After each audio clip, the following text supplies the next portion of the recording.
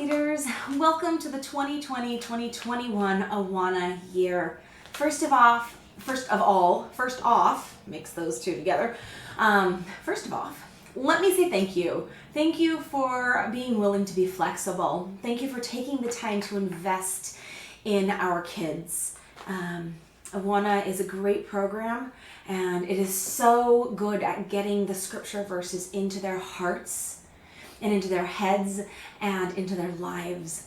And by taking the time to invest in their lives, you are helping them to pursue God and helping them to know God and to see how far-reaching His love is, that some adult would take their time out of their busy day to call them and to invest in them and to care about them. It's a blessing. I can remember being in Awana when I was a kid, and our leaders would call every week just to remind us of the theme night and make sure we were going to be there and see how we were.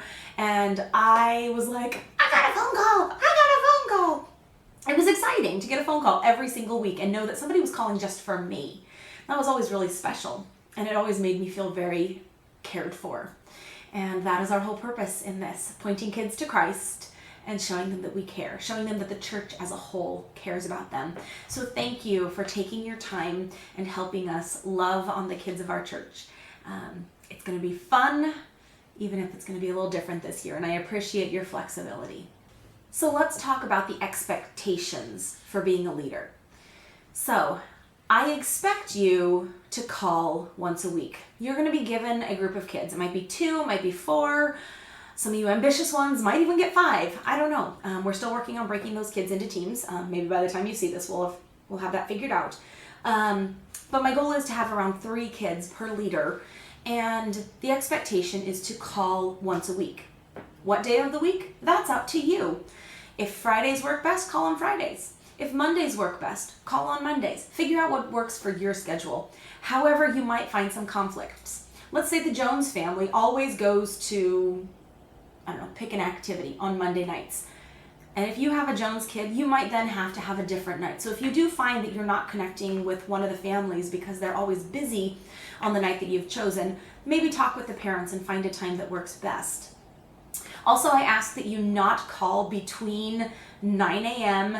and like 2:30 or 3 p.m. because the kids, while they're in online school at the moment, hopefully it'll change later in the year and they'll go back to in-person school, but those are school hours. And even though they're doing online learning, they have set times that they're working on certain activities and set times that they have to be in Zoom meetings and meeting face-to-face with their teachers. And we don't want to interrupt that. We want to make sure that their school time is taken care of. So picking like between 3 and maybe 7, I wouldn't go much later than that because it gets into bedtime, especially for the littles. I would maybe call a little bit earlier and closer to the 3 o'clock if you've got a cubby. But pick a time of day that works best. And again, let the parents know it. I would try to make it consistent. That'll help the parents to know that, I need to, be on the watch and make sure my kid's around so that they can talk to their leader every Wednesday at 4 o'clock when they try to call. Also, if you know that you're going to be on vacation, a couple options. One is you can still call. You can make calls while on vacation. The other is just let the parents know and just say, hey, I'm not going to be able to call next week. I have XYZ going on. Or if you get sick, just send the parents a text and say, hey, I'm sick this week, I can't talk. Or, hey, I'm sick, can I try calling a different day? Just be in communication. Parents are usually really understanding as long as we communicate with them. So that's up to you as far as when to call. You can do regular phone calls. If you prefer the video chats, Zoom, FaceTime, Facebook video chat, Skype. If you want to try one of those, go ahead. That's completely an option too. If you prefer to be able to see the kid and interact with them that way, feel free to do that. But pick the time that works best and just call every week consistently. Again, it's that relationship building. So that's one expectation, calling every week.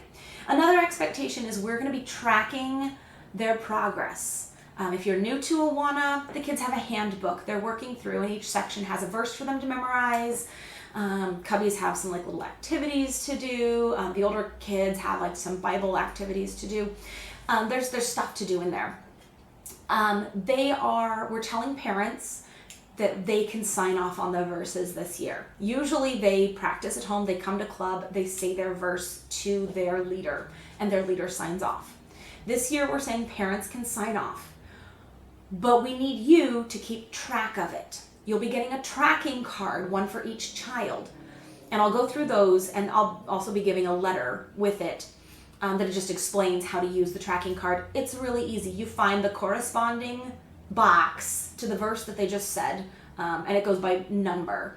So cubbies have bear hugs, Sparks have jewels, and the older kids, I don't remember what they have off the top of my head, but they've got sections. And so if they're on bear hug 3, you find the box that says 3 and you just write the date that they said it. So it's just tracking that. We'll also be tracking attendance for the older club, for TNT, and for Sparks, as they have an attendance award. And this year for attendance, we are counting the video. We're doing video stories each week for the kids to watch, and that will be their attendance portion. So it's asking that question, did you watch the video? Yes or no, write it down. Just date it if they did. You can just date it on the date that they're telling you versus the date they actually watched it. If you just want to do check marks too, that will work. And then, did they say their verse for the week? And again, just date it with the date that they told you it. If they missed one, they can go back and do it. If they missed a video, they can go back and do it. That's fine. The goal, rather than perfect progression, and yes, they do their verses in order, but rather than perfect progression is making sure they get it and they get it in there. And we'll talk more about the tracking cards. Then with the tracking cards, we're asking once a month that you take a picture of it, scan it, something like that, and get it to our secretaries. And again, I've got a letter explaining each card and how to use the different cards for the different age groups, and I'll give one to each leader, and it'll have the secretary's phone number and email address. So you can text it to them, email it to them. If it works easier, just call them and say, Johnny did them all, Susie did them all, Billy's missing number 4. That works too. We just want to be tracking it every month. And then we've also got the year divided into quarters. And at each quarter, we're giving out awards. And so the secretaries need those on the quarters as well. I will have a schedule for you with what, we're having some theme weeks. So if you're doing a video chat and it's crazy hair week, you could do your hair all funky while you're talking with the kids. But we'll on that schedule, it will say when to send it at the quarter as well.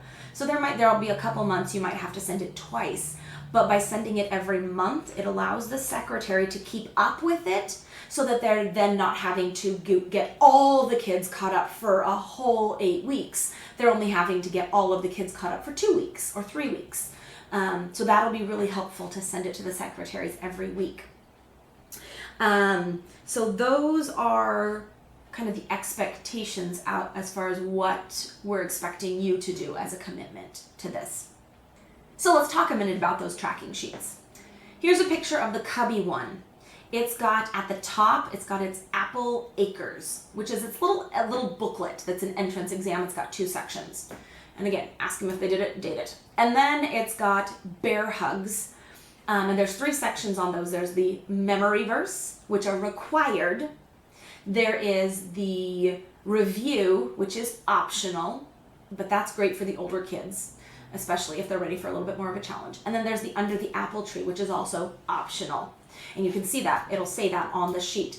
And then you just find the corresponding bear hug. They're on bear hug 4.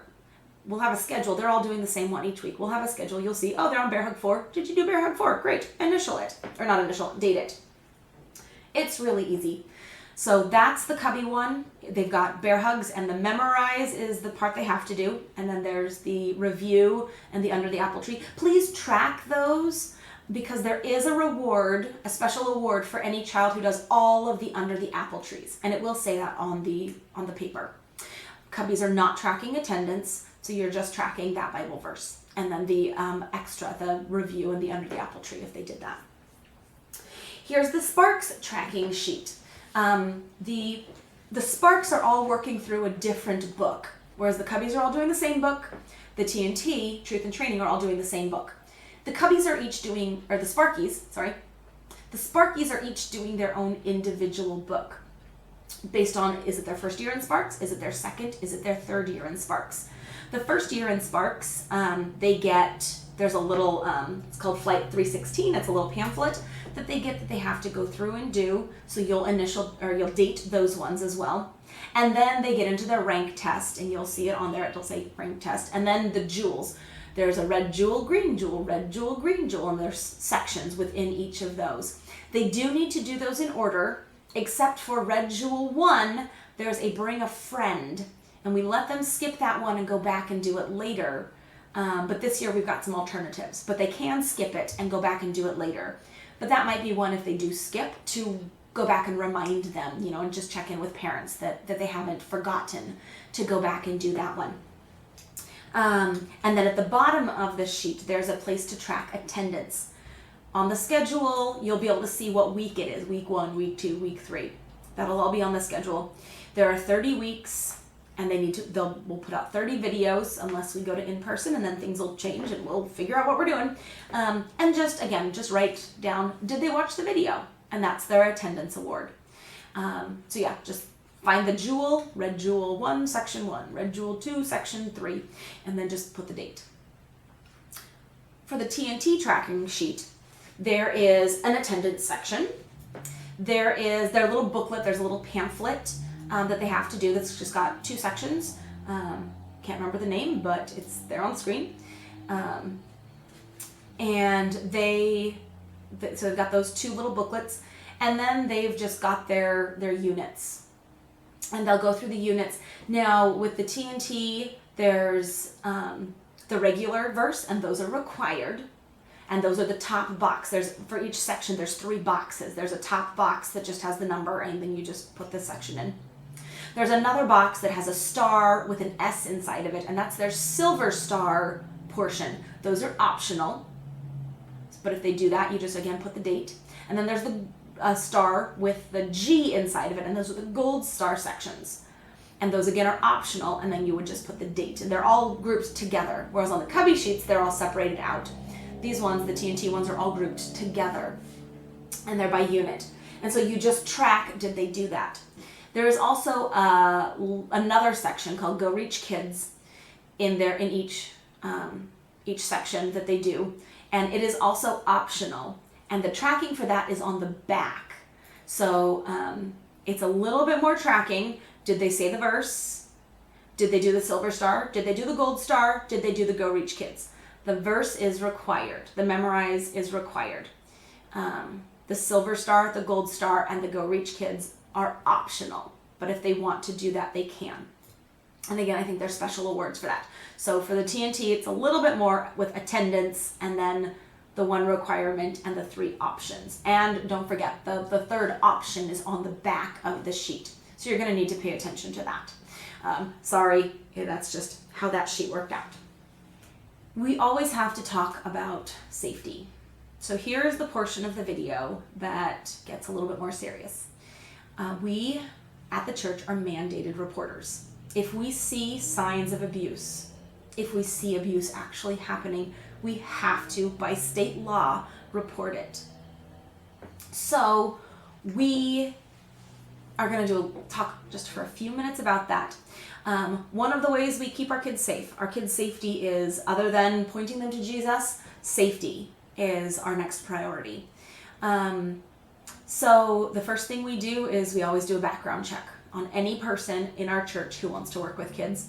And you have to attend here for at least 6 months before you're allowed to get that background check and work with our kids. It's just one of the safety measures we have in place. And then we always do a safety training. And it includes things like signs of abuse and bathroom routines. And our safety policy includes things about overnighters and stuff like that for the youth group, and policies for driving in cars. Again, those are more for the youth group, not for us. A lot of it doesn't apply this year. We don't need a bathroom policy because you're not going to be in person with the kids and you're not going to be taking them to the bathroom. However, should you be video chatting with them taking the phone or the computer or the tablet that they're video chatting into the bathroom is not appropriate. If a child does that, you simply say to them, oh, why don't you put this down and I'll wait while you go potty. It's not appropriate for them to take a video device into the bathroom. So one of the things we want is just, are we keeping up, I don't want to say appearances, but we want to avoid appearance of questionable situations. So if you choose to video chat, great. If you're just phone chatting, fine, that's great too. Never, never, never say to the kid, why don't we go in your bedroom where no one else can hear? Okay? It's that doesn't look good. Maybe it's noisy, and maybe you say to the kids, hey, could you go in, could you move away from brother and sister who's making a little bit of noise? Could you go into the living room or into the kitchen, maybe where it's a bit quieter, but not to their bedroom with the door closed? Again, it's that appearance, because that looks like possible grooming behavior. It looks questionable that you want to be one-on-one with the kid without the place where the parents could supervise if they wanted to. Asking them to keep secrets, not okay. If you're video chatting, recording it.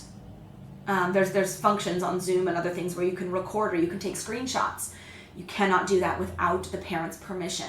We are going to be having a Facebook page for this year, and you can put up pictures if it's, silly sock night or silly hat night. Put pictures of yourself up. Tag the parents of your kids in it so they can see your picture. That's great. Do not put up pictures of kids that are not your own. If you don't have permission from the parents to put up pictures, don't do it. So yeah, don't ask to talk to the kid where parents can't hear if they want to. Avoid their topics to avoid anything of a sexual nature. That's not appropriate. Watch your language. Use appropriate language. These are kind of no-brainers, but we have to say them. And we have to look out for signs of abuse. If you're video chatting and you see a parent hit a child, I'm not talking about spanking, that's another issue, and yeah, gray area right there. But if you see abuse, we have to report it. If the child tells you of abuse, we have to report it. If you suspect or see anything questionable, talk to me. Okay? And by we have to report it, first of all, we have 24 hours from when we know it happened to report it. That is our legal window to report it, 24 hours. So if you see something or learn of something that is abuse, you need to contact me immediately. I will not make you make that call all by yourself. I might ask you to sit there while I make the call. I might ask you to be on the phone for a minute, but I will do that. I will decide when it's time to call. If you can't get a hold of me and you feel that it is an immediate thing, call Pastor Toby. Call Kathy, our Awana director. Call your Cubby Sparks TNT director. Call our secretaries. Call until you get a hold of someone. That is important. It's so important that we report that. And again, if we do have to report, I will walk through that with you. That is not something I will make you do on your own. But signs of abuse, unexplained bruises, if the child has a broken arm and their story keeps changing, if they flat out tell you, we need to report that. Because if we don't take action, we don't know how much courage it took for that child to get up the courage to tell somebody. And then if we don't believe them and don't do something about it, are they ever going to get the courage up to tell somebody again? So yeah, just keep an eye out, and trust that gut feeling. God gave us that gut feeling of, oh, that doesn't feel right. That child just said this, and that doesn't feel right. That just threw off my, Trust that. There's a reason we have that, because it helps us discern right and wrong. It helps us discern what is good and what is not. So if something triggers that, call me. And if you're not sure, if you're even just like, and I've had tons of teachers come to me, I saw this and I just wasn't sure. Just call me. Let me know. I had one kiddo who teacher came and said, kiddo told me that they got this big bruise on their head because brother threw a toy car at them. I've never seen a brother. Okay. So they came and they told me. It just made them feel a little uncomfortable. It just made them worry a little bit. Well, I happened to know the family and happened to know that kiddo had a 2-year-old little brother. So most likely that story was true. But I'm going to keep track of those things. And I'm going to be listening, and if I notice a pattern, hey, so-and-so brought me a concern about child A, and then somebody else brought me a concern about that same child. Oh, now we've got a couple concerns. We need to keep an eye on this. And that's my job to do, so please help me do my job. So what if you get to know a family as you're doing Awana and you really enjoy them, and you've gotten to know the parents and made a connection, and they invite you over for dinner? Safety-wise, that is not a good choice, because there's a chance the kid will be like, hey, come look at my room, and then you're going off alone with the child. Or there's just the potential for it to look bad and look like grooming behavior.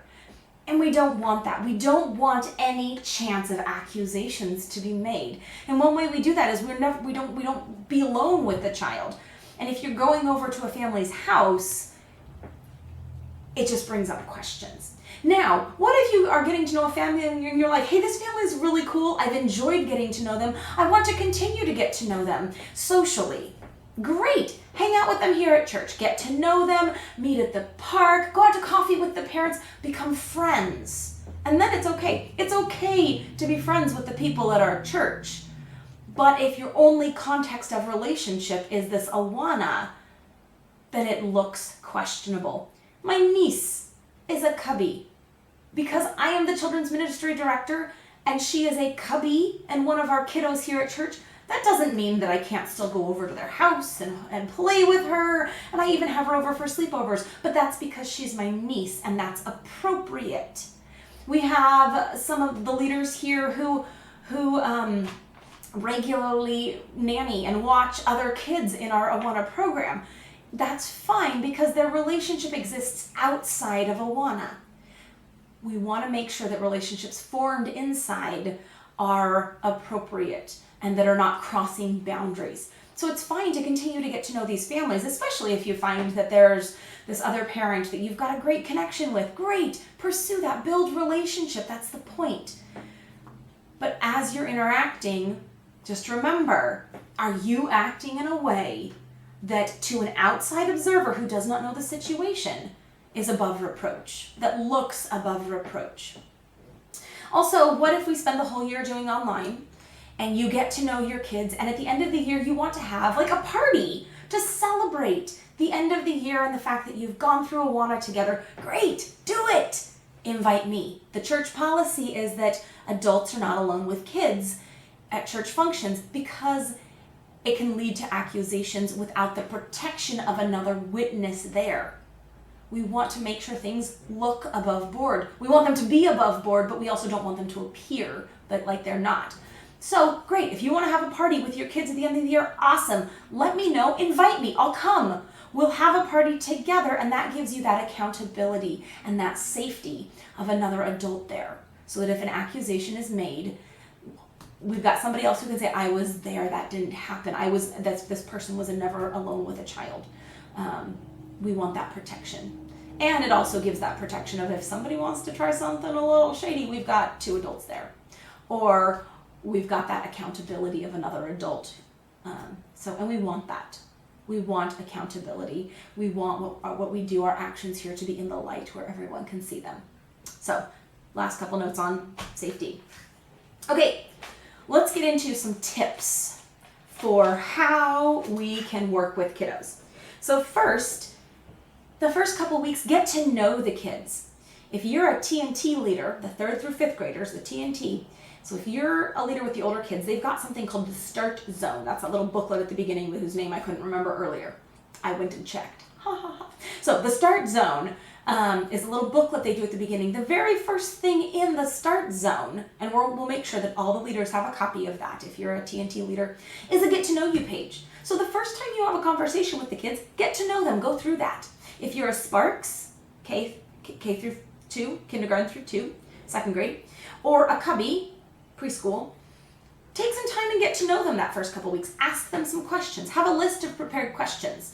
What's your favorite color? Do you have any siblings? What's your favorite flavor of ice cream? What's your favorite animal? Have questions that they can tell you about themselves. And tell them about you as well. Get to know them. Another tip, you're going to have the book, the handbook that the kids are going through.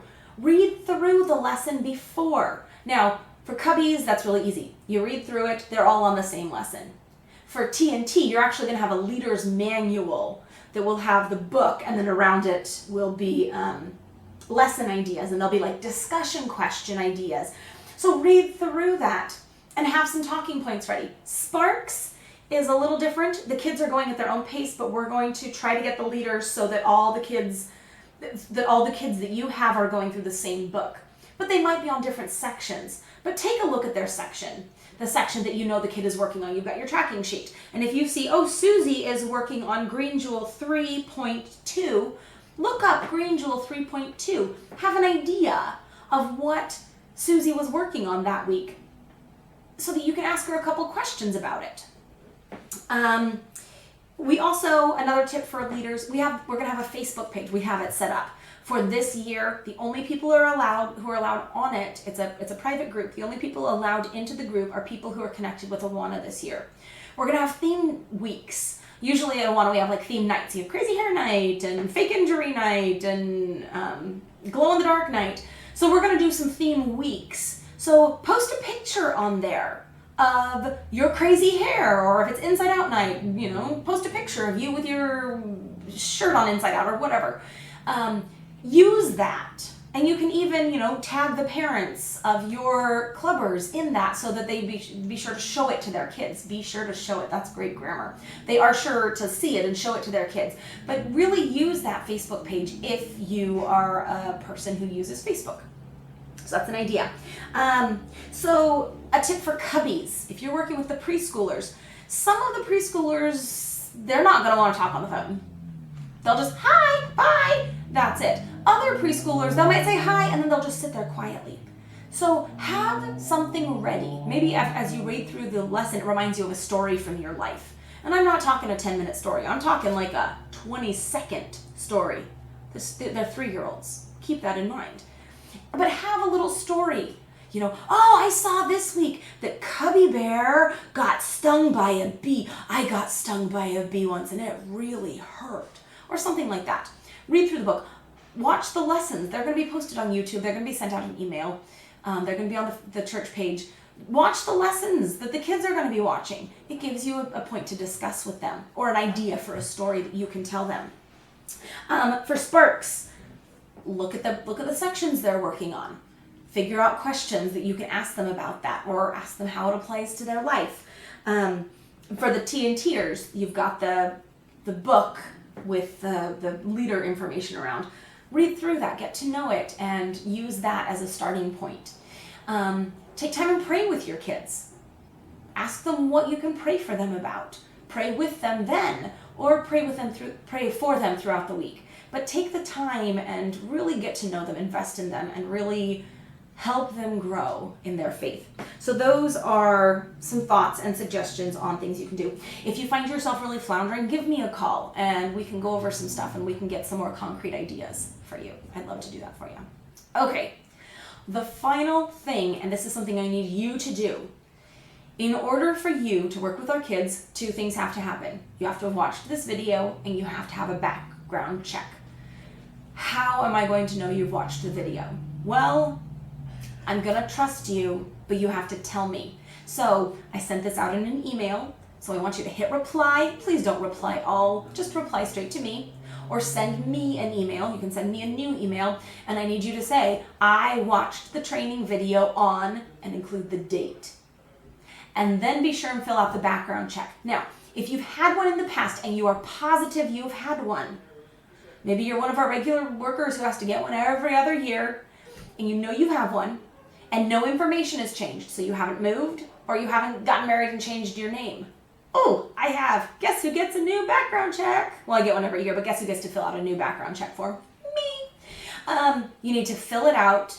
If you're positive you've had one before and no information has changed, you can just email me and say, please rerun my background check. If you're not sure, fill it out. If you've never filled it out, fill it out. I need those two things. I need confirmation that you have watched this video. So email me, tell me the date you watched it. And I need your background check so that I can run it. And once I have those two things, then I can assign you kids. If I do not get those two things, I'm sorry, can't get you kids.